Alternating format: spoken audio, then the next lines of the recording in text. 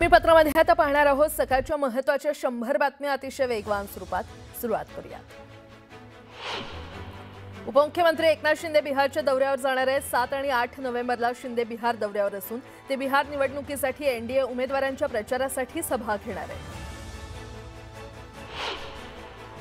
उपमुख्यमंत्री एकनाथ शिंदेंनी कोल्हापुरातून रणशिंग फुंकलंय। विरोधकांची मोगलाई संपली, आता भगवं राज्य येणार। 3 डिसेंबरला दिवाळीपेक्षा मोठे फटाके फुटणार असा विश्वास व्यक्त करत स्थानिक स्वराज्य संस्थांवर महायुतीचाच भगवा फडकणार असं शिंदे म्हटले। राष्ट्रवादीचे कार्यकर्ते निवडणुकीसाठी सज्ज झालेत। पुढील 3 दिवसात निवडणुकीबाबत चर्चा होईल असं सुनील तटकरे यांनी स्पष्ट केलं। मंगळवारी महायुतीच्या समन्वय समितीची बैठक होणार असून युतीबाबत चर्चा होणार असल्याची माहिती देखील तटकरे यांनी दिली आहे। बीड जिल्ह्यातील आगामी स्थानिक स्वराज्य संस्था आणि नगरपालिकांच्या निवडणुकांसाठी भाजपकडून मंत्री पंकजा मुंडे आणि आमदार सुरेश धस यांच्यावर महत्त्वाची जबाबदारी सोपवण्यात आली आहे। पंकजा मुंडे यांची बीड जिल्हा निवडणूक प्रभारी तर सुरेश धस यांची बीड जिल्हा निवडणूक प्रमुख म्हणून नियुक्ती करण्यात आली आहे। सिंधुदुर्गमध्ये स्वबळावर निवडणूक व्हावी असं विधान नितेश राणे यांनी केलंय। नितेश राणेंच्या वक्तव्यामुळे आता नितेश राणे विरुद्ध निलेश राणे असा सामना रंगणार असल्याच्या चर्चा आहेत। रत्नागिरी जिल्ह्यातील भाजपचे जिल्हाध्यक्ष राजेश सावंत यांनी राजीनामा दिलाय। राजेश सावंत यांची मुलगी शिवानी सावंत माने शिवसेना उबाठा पक्षात आहे। शिवानी माने नगराध्यक्ष पदासाठी निवडणूक लढवणार आहे। यामुळे राजेश सावंत यांनी भाजपच्या पदाचा राजीनामा दिलाय। जळगावमधील पाचोरा भडगाव नगरपालिकेसाठी भाजपनं रणशिंग फुंकलंय। शिंदेंच्या शिवसेनेच्या निर्धार मेळाव्यानंतर भाजपनं भव्य परिवर्तन मेळावा घेतला आणि त्यामुळे निवडणुकीआधीच महायुतीतील पक्ष आमनेसामने आल्यानं राजकारण रंगण्याची शक्यता आहे। मेळघाट मतदारसंघाचे भाजप आमदार केवलराम काळेंची नाशिकच्या आदिवासी विकास महामंडळाच्या संचालकपदी बिनविरोध निवड करण्यात आली आहे। तर आमदार काळे चौथ्यांदा संचालक झालेत। आदिवासी शेतकऱ्यांकडून आमदार काळेंचं अभिनंदन करण्यात आलं। महाराष्ट्र राष्ट्रीय विधी विद्यापीठाच्या नवीन कॅम्पसचं भूमिपूजन पार पडलं। या कार्यक्रमाला सरन्यायाधीश भूषण गवई, मुख्यमंत्री फडणवीस हे उपस्थित होते। दरम्यान सरन्यायाधीश भूषण गवईंचा कार्यकाळ 23 नोव्हेंबरला संपणार असल्यानं त्यांचा यावेळी सत्कार करण्यात आला। मुंबई हायकोर्टाच्या नव्या इमारतीचा भूमिपूजन सोहळा पार पडला। देशाचे मुख्य न्यायाधीश भूषण गवई यांच्या हस्ते भूमिपूजन झालं। वांद्रे परिसरात मुंबई हायकोर्टाची नवी इमारत उभी राहणार आहे।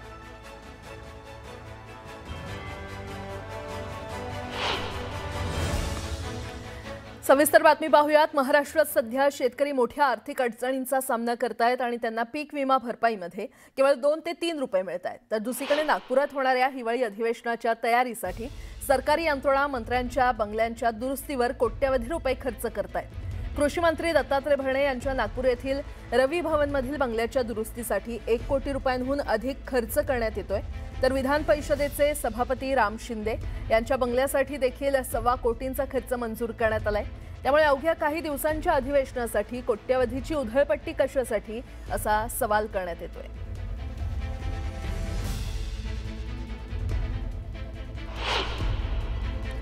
तर कोणत्या मंत्र्यांच्या शासकीय बंगल्यावर किती खर्च प्रस्तावित आहे आपण ग्राफिक्सच्या माध्यमातून पाहूयात। मुख्यमंत्री सचिवालय हैदराबाद हाऊस त्याच्यावर 2 कोटी सिलिंगचं काम करण्यात येणार आहे। त्यानंतर देवगिरी 90 लाख नव्या रूमचं बांधकाम इथे करण्यात येणार आहे। खर्च होणार आहे 90 लाख। त्यानंतर कॉटेज नंबर 29 खर्च असणार आहे 1.9 कोटी। नव्यानं स्ट्रक्चर उभारणी तिथे करण्यात येणार आहे। राहुल नार्वेकर यांच्या कॉटेज नंबर 1 वर 1.6 कोटींचा खर्च करण्यात येणार आहे। त्यामध्ये सीलिंग, टाइल्स, फर्निचर आणि रंगकाम करण्यात येणार आहे। तसंच रवी भवन, नागभवन, हैदराबाद हाऊस कॉटेजेस याचा खर्च हा 93 लाखांचा असेल। दुरुस्तीची कामं तिथे केली जातील। तसंच इलेक्ट्रिक काम 1 कोटी रुपयांचं प्रस्तावित आहे। त्यामध्ये चादर, बेड, इतर वस्तू खरेदी 20 कोटी प्रस्तावित आहे।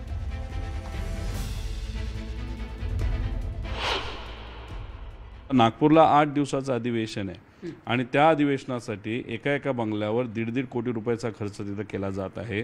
तर 8 दिवसासाठी 1.5 कोटी रुपये खर्च करायची जरूरत आहे का? थोडी डागडुजी करा। आता सभापती राम शिंदे सर जे आहेत त्यांच्या बंगल्यावर 1.25 कोटी खर्च आता सुरू आहे। कशाला? ठीक आहे, थोडंसं पाऊस बिऊस आला तर कुठे ती गळेल जास्तीत जास्त, पण इथं जे आमचे शेतकऱ्याची घरं वाहून गेले त्याला पैसे तुम्ही प्राधान्य द्या। पुन्हा एकदा बातम्या वेगवान स्वरूपात। पुण्यात घर घेण्याचं स्वप्न आता प्रत्यक्षात येऊ शकतं। म्हाडानं मध्यमवर्गीय कुटुंबांना लॉटरीच्या माध्यमातून परवडणारी घरं उपलब्ध करून दिली आहेत। पुण्यातील प्रमुख ठिकाणी आणि विकसित भागात ही घरं अतिशय परवडणाऱ्या किमतींमध्ये उपलब्ध आहेत। म्हाडाच्या लॉटरीमध्ये घरांची किंमत 28 लाखांपर्यंत आहे। उल्हासनगर महापालिकेच्या एकूण मंजूर पदांपैकी 40% पदं कंत्राटी कामगाराची असल्याचं उघड झालंय। यामुळे महापालिकेच्या कारभारावर प्रश्नचिन्ह उभं ठाकलं असून शासनानं नवीन आकृतीबंद पदाला मंजुरी दिल्यास 1000पेक्षा जास्त पदाची भरती होणार असल्याचे संकेत आयुक्त मनीषा आव्हाळे यांनी दिले। राज्यात स्थानिक स्वराज्य संस्थांच्या निवडणुकीची जोरदार तयारी सुरू आहे। भाजपनं राज्यातील सर्व जिल्ह्यातील निवडणूक प्रमुखांची नावं जाहीर केली आहेत। सर्व जिल्ह्यातील महत्त्वाच्या नियुक्त्या केलेल्या आहेत। स्थानिक स्वराज्य संस्थांच्या निवडणुकांची जबाबदारी महत्त्वाच्या नेत्यांवर देण्यात आलेली आहे। उपमुख्यमंत्री एकनाथ शिंदे यांच्या ठाण्यात मंत्री गणेश नाईक यांची निवडणूक प्रभारी म्हणून नियुक्ती केली आहे। पाचोऱ्यात शिवसेना आमदार किशोर पाटलांनी भाजप विरोधात आगपाखड केली होती। दरम्यान आता भाजप आमदार मंगेश पाटील यांनी जोरदार प्रत्युत्तर दिलंय। शिक्षण मंत्री तुमचा असेल मात्र मुख्यमंत्री आमचा आहे। तुमच्या डोक्यात जर सत्तेची वेगळ्या पद्धतीने हवा गेली असेल आणि तुम्ही आमच्या चौकशी लावून दाखवाच असा धमकीवजा इशारा मंगेश पाटील यांनी दिलाय। रस्ते कामावरून विखेंनी केलेल्या टीकेला प्रत्युत्तर खासदार निलेश लंके यांनी दिलेलं आहे। काही नेत्यांनी माझं नाव घेतल्याशिवाय त्यांचं भाषण पूर्ण होत नाही। ते 5 वर्ष खासदार होते पण काहीच करू शकले नाहीत। म्हणूनच जनतेनं मला निवडून दिलंय। रस्ते कामाला सुरुवात झाली आणि ते माझ्याच कार्यकाळात पूर्ण होईल असं लंके म्हटले। बुलढाण्याच्या मेहकरमध्ये शिवसेना प्रशिक्षण मेळावा खासदार श्रीकांत शिंदे यांच्या प्रमुख उपस्थितीमध्ये संपन्न झाला। यावेळीच पाणीपुरवठा मंत्री गुलाबराव पाटील यांनी आमदार संजय गायकवाड यांना आपल्या बेजबाबदारपणाच्या विधानाला आवर घाल असं म्हणून चांगल्याच कानपिचक्या दिल्या। बुलढाण्याच्या मेहकरमध्ये शिवसेना मेळाव्याला आलेल्या अर्जुन खोतकर यांनी आपल्या मनातील खदखद व्यक्त केली आहे। राज्यात अनेक मुख्यमंत्री होऊन गेले मात्र आजही जनतेच्या मनातील मुख्यमंत्री एकनाथ शिंदेच असल्याचं विधान त्यांनी केलं। खोतकरांच्या विधानानं महायुतीमध्ये वादाची ठिणगी पडण्याची शक्यता आहे।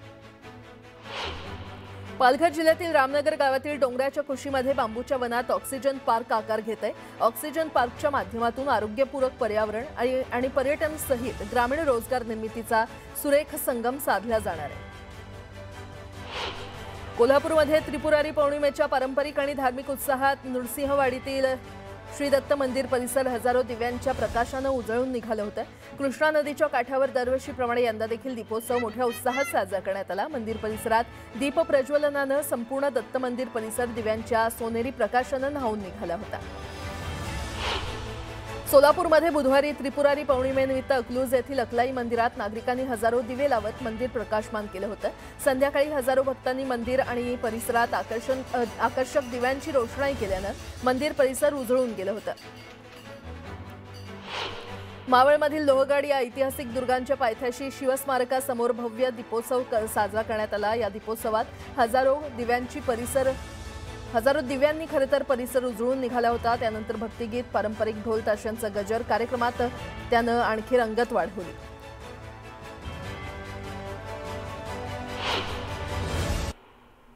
आता एक मोठी बातमी। बिहार विधानसभा निवडणुकीच्या पहिल्या टप्प्यासाठी आज मतदान होणार आहे। निवडणुकीच्या पहिल्या टप्प्यात 121 जागांवर मतदान होणार आहे आणि या पहिल्या टप्प्यात 37 लाख मतदार 1314 उमेदवारांचं भवितव्य ठरवणार आहे। महाआघाडीचे मुख्यमंत्रीपदाचे उमेदवार तेजस्वी यादव यांच्यासह भाजप उमेदवार आणि उपमुख्यमंत्री सम्राट चौधरी तसंच विजयकुमार सिन्हा यांच्यासह 16 मंत्र्यांचं भवितव्य देखील पणाला लागलंय। यामध्ये भाजपचे 11, जेडीयूच्या 5 मंत्र्यांचा समावेश आहे। एकूणच 45,341 मतदान केंद्र स्थापन करण्यात आलेली आहेत। त्यापैकी 36,733 ग्रामीण भागात आहेत। एकूण मतदारांपैकी 10.72 लाख नवीन मतदार आहेत तर 18 ते 19 वयोगटातील मतदारांची संख्या ही 7.38 लाख आहे। पहिल्या टप्प्यात मधेपुरा, सहरसा, दरभंगा, मुजफ्फरपूर, गोपालगंज, सिवान, सारण, वैशाली, समस्तीपुर, बेगूसराय, खगरिया, मुंगेर, लखीसराय, शेखपुरा, नालंदा, पाटणा, भोजपुर आणि बक्सर या जिल्ह्यांमध्ये मतदान होणार आहे।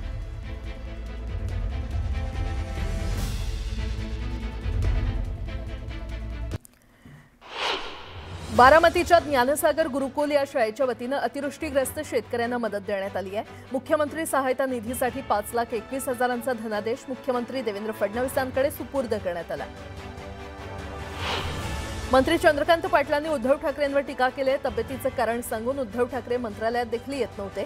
ते अपवादात्मक परिस्थितीमध्ये लोकांमध्ये जातात, त्यामुळे आता उद्धव ठाकरेंनी तब्येतीची काळजी घ्यावी, असं चंद्रकांत पाटील म्हणाले.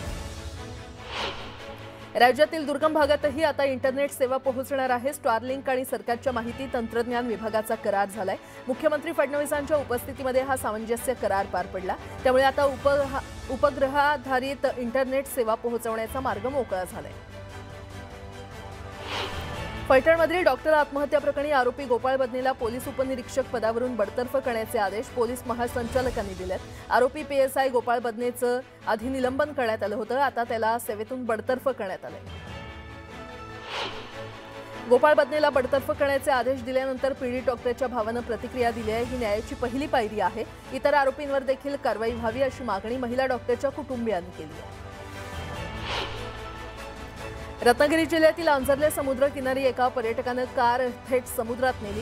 स्टंटबाजी करणं या पर्यटकाच्या अंगाशी आलं. संबंधित कार पाण्यात बुडाली असून चालक मद्यधुंद अवस्थेमध्ये असल्याचं स्थानिकांनी सांगितलं. नगर परिषद आणि नगरपालिका निवडणुकांची आदर्श आचारसंहिता जाहीर झाल्यानं सिल्लोडमधील सकल संत महात्मा महंत आणि सर्व शिवभक्त सकल हिंदू समाज याच्या वतीनं सुरू असलेलं आमरण उपोषण स्थगित करण्यात आलं. सिल्लोड तहसील कार्यालयासमोर सुरू असलेल्या या उपोषणाला भोकरदनचे आमदार संतोष दानवे यांनी भेट दिली होती. पुण्यात ठाकरेंच्या शिवसेनेनं आंदोलन केलं. पुणे शहरात गुन्हेगारीच्या घटनांमध्ये वाढ झाल्यानं आंदोलन करण्यात आलं. पोलिसांचा धाक नसल्याचा आरोप यावेळी करण्यात आला. तातडीनं गुन्हेगारीच्या घटना थांबवण्याची मागणी करण्यात आली. पिंपरखेडमध्ये ठार केलेल्या बिबट्यावर अंत्यसंस्कार करण्यात आले. माणिकडोह बिबट निवारण केंद्रात अंत्यसंस्कार करण्यात आले. या बिबट्याचं वजन तब्बल 64 किलो असून वय अंदाजे 6.5 वर्ष असल्याची माहिती आहे. आता एक मोठी बातमी. नगर जिल्ह्यातील कोपरगावच्या टाकळी शिवारात बिबट्याच्या हल्ल्यात एका 4 वर्षाच्या मुलीचा मृत्यू झालाय. नंदिनी प्रेमदास चव्हाण असं या मुलीचं नाव आहे. या घटनेनंतर संतप्त झालेल्या जमावानं मृतदेह घेऊन नगर मनमाड हायवेवर रास्ता रोको केला. परिसरातील बिबट्यांचा वनविभागानं तातडीनं बंदोबस्त करावा अशी मागणी त्यांनी केली.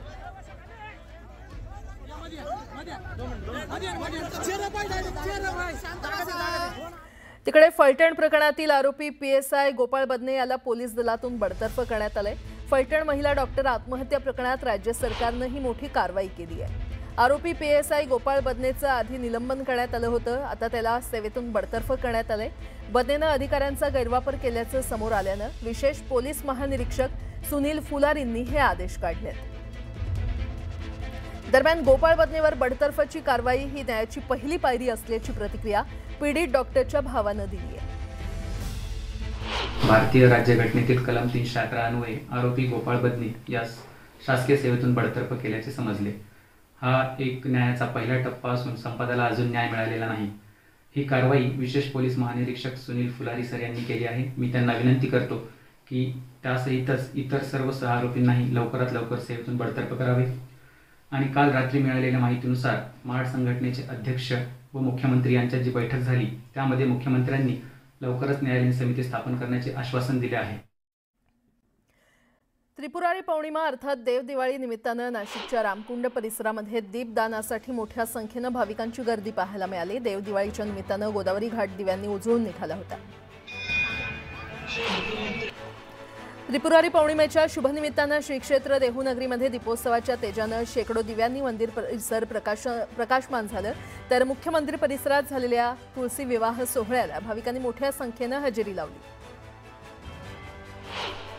त्रिपुरारी पौर्णिमेनिमित्त जुन्नर तालुक्यातील ओतूरचे ग्रामदैवत असलेल्या कपर्दिकेश्वराचं मंदिर हे हजारो दिव्यांनी उजळून निघालं. आकर्षक रांगोळ्या आणि दिव्यांनी मंदिर परिसर उजळून निघालं. महाराष्ट्र मध्य प्रदेश सीमेवरून वाहणाऱ्या वाघ नदीवर कोर्णी घाट इथे गंगा महाआरती करण्यात आली.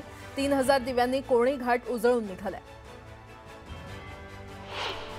जालना जिल्ह्यातल्या अंबडमधील मत्स्योदरी देवीचं मंदिर दिव्यांनी सजलं. त्रिपुरारी पौर्णिमेनिमित्त 11,000 दिव्यांची आरास करत दीपोत्सव साजरा करण्यात आला. त्रिपुरारी पौर्णिमेनिमित्त पुण्यातील श्रीमंत दगडूशेठ हलवाई गणपती मंदिरात दीपोत्सव साजरा करण्यात आला. हजारो दिव्यांनी मंदिर उजळून गेलं तर मंदिराला आकर्षक फुलांनी सजावट करण्यात आली. त्रिपुरारी पौर्णिमेनिमित्त पुण्याच्या श्रीमंत दगडूशेठ गणपती मंदिरात अन्नकोट साकारत 521 पदार्थांचा महानैवेद्य दाखवण्यात आला। मिठाई आणि फराळाचं तिखट गोड पदार्थ आणि विविध प्रकारच्या फळांपासून करण्यात आलेली आकर्षक आरास आणि विविध रसास्वादाचे पदार्थ बाप्पाला अर्पण करण्यात आले। त्रिपुरारी पौर्णिमेनिमित्त वटवृक्ष मंदिरात हजारो स्वामी भक्तांनी दर्शन घेतलं। मंदिरात अनेक पालख्यांचं आणि दिंड्यांचं आगमन झालं। संजीवन समाधी सोहळ्यासाठी विठ्ठलाच्या पालखी सोहळ्याचं प्रस्थान झालं। विठ्ठलाच्या पादुका 2014 पासून विठ्ठल महाराज वास्कर यांच्या पायी दिंडीसोबत आळंदी इथे नेण्यात येतात।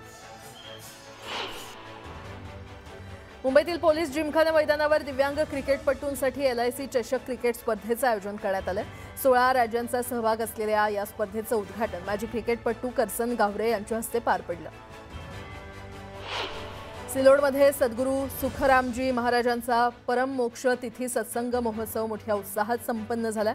या 2 दिवसीय महोत्सवात अनेक उपक्रम राबवण्यात आले। यावेळी मोठ्या संख्येनं नागरिक उपस्थित होते।